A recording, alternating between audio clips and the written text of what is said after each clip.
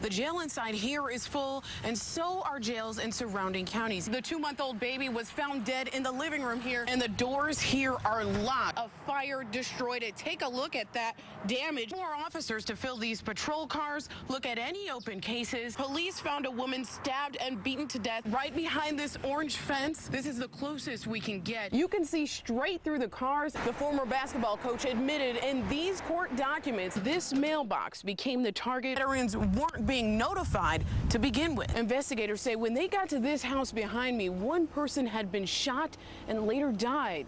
Neighbors say they heard that deadly gunfire from their window. Gunfire, they say, that sounded like a shootout. Like a pop, pop, pop, pop. That's the sound Chris Cadillo woke up to. And then about 5 minutes after that, rapid fire, about 6 shots. Then I believe a minute or two after that, a single shot. But he had no idea what he was hearing was a homicide. I just figured that somebody probably got whiskey bent and just wanted to make some noise. Not whiskey, but there was something else that the Webster County Sheriff says caused someone to kill. I do believe it's drug-related. And the deadly drug-related shooting was just the beginning. The sheriff says the 3 people behind the shooting tried to run. We have 2 of them. The one that we still have not been able to find is the one that's been in a foot chase over on I-44. It was a manhunt that spanned through several counties before officers made the 2 arrests and found one of the guns inside the home. But officers are still looking for that 3rd person, who they say may still have a gun that was used in this deadly shooting. A sound neighbors say they can't forget. It sounded like I was watching a Western movie. So far, the sheriff has not released the names of anyone involved in this shooting.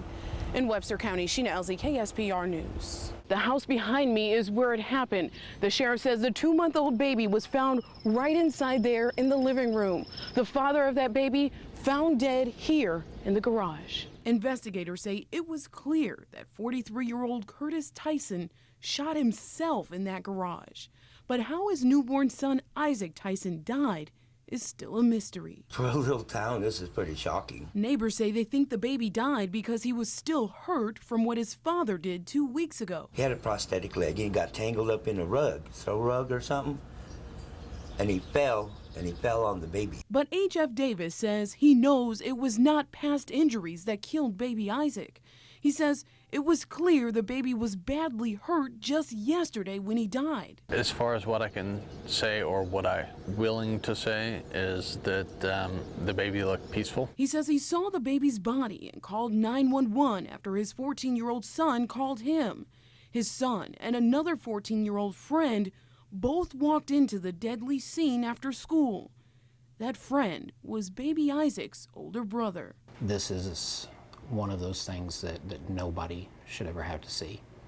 But the sheriff would not describe what the teen saw or confirm how baby Isaac ended up dead. For the first 2 people to discover parts of this scene to be 2 young children themselves,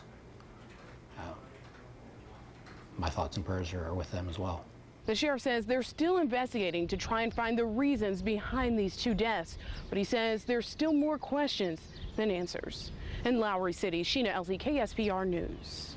You gotta shoot somebody? Guns. You gotta shoot somebody. Arguing. You left us in the cold. Police. The nightmare at the Elm Street apartments only getting worse when the landlord showed up and tenants showed up with guns. We don't trust you. Antasia Neisler blames this man for it all. Her landlord, John Hitchcock. Where's our utilities, our gas and electric? Yeah, I need to get an apartment. The utilities are supposed to be included in the rent.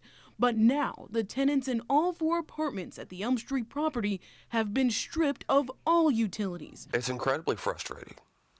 We should not have to live like this. Willis Bystrom and Heather Anderson say they've tried everything, even a cardboard box asking for help to keep the propane pit going. We can't afford to move. We've already paid rent this month, and that ate up most of our money. We've had to use the rest of what money we had to eat on and to get propane to use the barbecue grill to heat the one room. But Hitchcock blames Antasia Neisler for the problem. Pay your bills. He says she's behind on her rent, and now he's behind on utilities. But police say he's going about it the wrong way. They say legally the landlord has to evict the tenant, and police can't force anyone to leave until he does. And both the landlord and tenant agreed. This argument isn't over yet. We can go to the court with this. Oh, we're going to But you're court. supposed to be We're going to here. go to court. In Springfield, Sheena, Elzie, KSPR News.